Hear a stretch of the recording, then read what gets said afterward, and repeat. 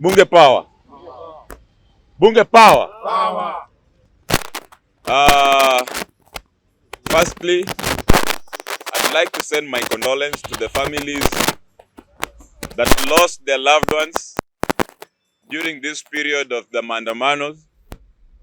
We'd like, as Kisumu Central Square People's Parliament, to tell these families that even though they are mourning, we as Kisumu People's Central Square People's Parliament are paying our respect to the deceased that were brutally killed by this government of Kenya. We recognize them as heroes of this nation because they are heroes who went to the streets to fight for the third liberation of this country. My message to this government, firstly, Mr. Ruto, leniency is not a weakness. I repeat, leniency is not a weakness. We have just decided to calm down. We are calm, but I want to tell you that Kenya is an erupting volcano today, and it can explode anytime. So do not take it light that we are calm. Olusegun Obasanjo, you are heading the talks and the mediation between Raila Odinga, His Excellency the President Raila Amolo Odinga, and one Mr. William Ruto, that we don't recognize until we see the white smoke from that between you and them. While we were on the streets, Kenya Kwanza was asking Azimio to give them room for this mediation. Now that Azimio decided for them to sit down and discuss, we are still seeing them lagging. We are seeing them delaying deliberately. It is like they don't have the goodwill of this discussion. Why are they late in submitting the members for discussion? Why are they bringing agendas that are not a priority to Kenyans today? Mr. Olusegun Obasanjo, if you are listening, this is what we are saying. We have lost hope in our parliament in Kenya. We have lost hope in the judiciary in Kenya, people's power.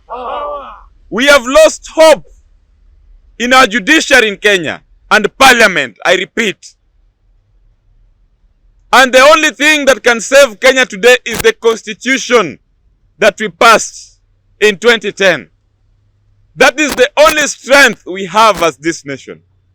And that is why we are saying there is still room to find peace and a lasting solution to this country through the constitution, people's power.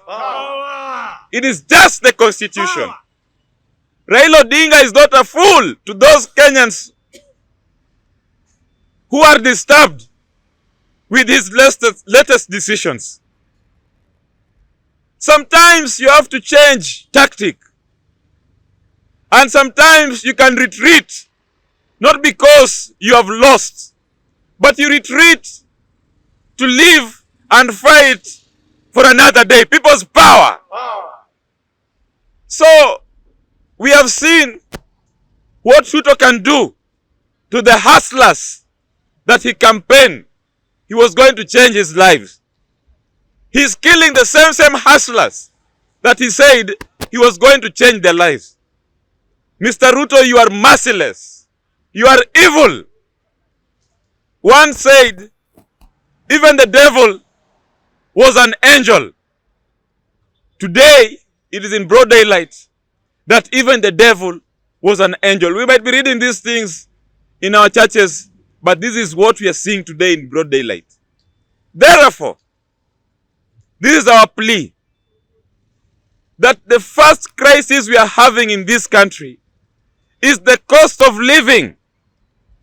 We cannot have some few individuals designing who is going to manage this country. And after that, they tell us to go fuck off. They tell us to go to hell. Like we have nowhere to go. The spirit of this constitution says that one Kenya, one nation. We are one nation. And that is the struggle that we've been fighting for. And we are not running away anytime soon. We are still calm, but we are re-strategizing on what we are going to do. Therefore, Mr. Basanjo, we have hope, believing that you have experience on what can change the lives of this nation.